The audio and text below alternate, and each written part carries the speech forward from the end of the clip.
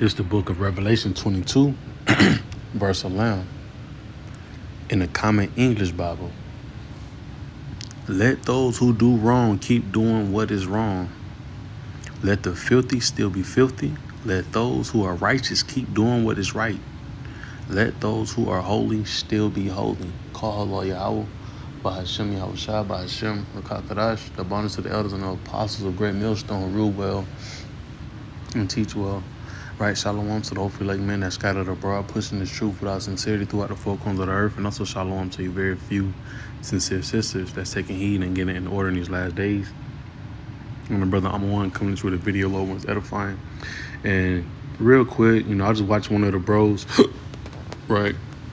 We just go by the channel of Obsidian DMV, right? In Salakia, I don't have the brother name, but pretty much watching this live, and he was just pretty much laying back in, from the video with the elder apostle, with the bros in New York camp, how the was the Asherite had came up and pretty much was letting them telling the brothers that y'all was right, y'all was right, when y'all was back in he was saying 34th and Sam, all this time, y'all was right. So the brother was just pretty much laying back and off of it. And I was watching this, got to the end of it, you got a scoffer on the board, which had left a comment, and it was like, he says, keep dreaming. Y'all so obsessed and desperate to want to be right that it scares y'all to fall out. I was once like y'all for 8 years, but I got out. Get out. It's not too late. And it's not that you got out. The Lord put your ass out because really you was an unbeliever. And it's like we're not desperate. These things are coming true. Like the prophecies are showing. And it goes to show you that we laugh at when niggas go against it, because just like inside the video the brothers linebacking off of, this is a man that been around since the apostles was on a certain street teaching, and the man just came out and said, right, this happened. This happened. Well, the video happened yesterday, but this individual coming on his comment board, this was in 2 days, right? The same man was just saying, he's talking about 15 years ago, he was just already saying like, y'all was right all along. We're really before that, more than 15 years ago. He been around, seeing the apostles, but the man was saying, hey, y'all been right. Y'all were right. Now you got a nigga or whoever it is trying to say y'all desperate to be right. No, these things are true, man. These things are coming to life, right? And that's why the Lord got to pretty much get rid of the disbelievers, man. And we're going to continue to teach, until the Lord tells us to stop teaching, So I had a couple of precepts queued up. I had them, I ain't had too many. I had like 4. Well, I already went through one of them, so I'm gonna hit off in 2 Ezra chapter 15, right? Because we don't worry about no disbelievers, right? Unbelievers. That's what it was. It's like 2 Ezra 15, verse 1. Speak thou in the ears of my people the words of prophecy, which I'll put in thy mouth, saith the Lord. Right? So folks ain't gotta say that we're right now, but in due time they will, right? That's what the scripture, that's what the Lord was telling Ezekiel. When these things are coming to pass, then shall they know that a prophet have been among them, right? The man said he was in there for 8 years, hey, the Lord just didn't need him. That's all it was. His job was fulfilled, and most likely it was to get in, wake up some of the elect, and the Lord put you back out. And that's how scary this truth is. Yes, so that's why we're scared to fall out, man. The Lord gave us access to all this knowledge, then he just takes us away. Yes, that's scary. Right? It says, behold, speak thou in the ears of my people the words of prophecy which I will put in thy mouth, saith the Lord, and cause them to be written in paper, for they are faithful and true. Right? Meaning they're going to come to pass, right? Which I'm going to grab in the book of Isaiah 55.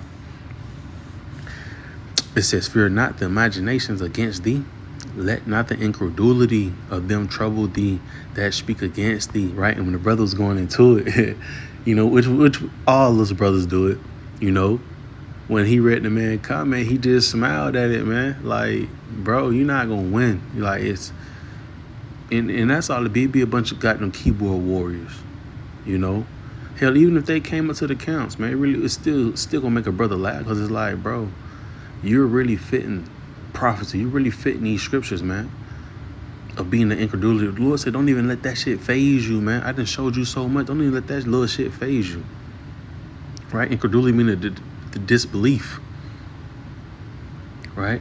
Let not the incredulity, right, the disbelief of them trouble thee that speak against thee, right?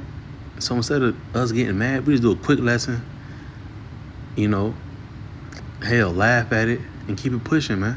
Why? Read verse 4.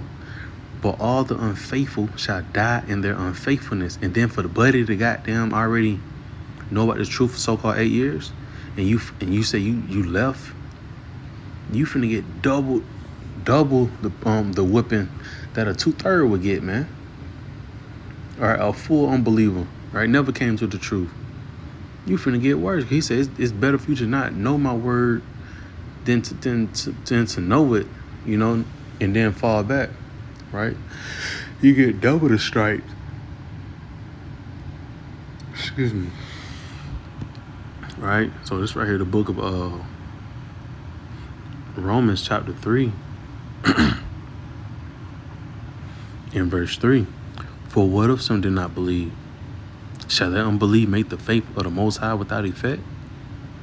Right? Just because this nigga don't believe and he fell away from the truth, shall that change the effect of prophecy? Hell no. Right? These scriptures, these prophecies was ordained from the beginning. In these end times, we was going to see people fall away, people scoffing against the word heavy that was once teaching. That's not going to change the course of the river, right? These prophecies still going to come to pass, right? Hey, everybody's going to know, hey, the prophets of Great Millstone was telling you the 100% true, right? Telling you about the martial law, the implementation of the MOTB, Jacob's trouble, right? The famine of food, famine of the word, World War III, right? You're going to know a prophet was among you, right? These scriptures is not going to lie, right? It says the Most High forbid, let the Most High be true, but every man a liar. As it is written, that thou mightest be justified in thy sayings and mightest overcome when thou art judged. Right? And that clown got to get judged, man. Right? He don't even know he just marked, which, hell, he should know that. But, hey, he don't know he marked himself, because if he did, he wouldn't have said that. Right? This is the book of Isaiah. And I'm going to close off in that Acts. Right? Because the elder Hawad, right, definitely had chimed in and put that up there. So definitely want to use that. Isaiah 55.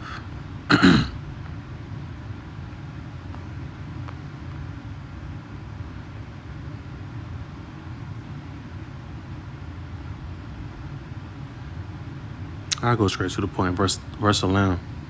It says, so shall my word. Matter of fact, now I'm going to read from 10 to 11 in the NLT. It says, the rain and snow come down from the heavens and stay on the ground to water the earth, right? It's a process. They cause the grain to grow, producing seed for the farmer and bread for the hunger, right? So you see the process going on, right? It is the same with my word. I send it out, and it always produces fruit. Right? Because what he did, hey, he set up the apostles. Well, he said, I set up the apostles last, right? And we're in the fruits of their labors, man. Right? It's the process, right? You should know a man by his fruits. It says, even with these prophecies, man, right? We tell him about these prophecies, the MOTB, martial law, right? We're seeing it right here, right? The wars and rumors of wars, famine of the word. Right? It says it will accomplish all I want it to, and it will prosper everywhere I send it, right? Because mainly the elect is going to get it. This truth, they're going to wake up, you know. But like it says in KJV, it says, it shall not return unto me void.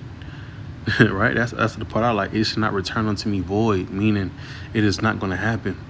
These prophecies are not going to happen. Hey, no, the Lord said, hey, once I send this message out, it will not come back to me. It's going to happen. Right? And I'm going to close out in the book of Acts. Matter of fact, I had inside the GNT on here.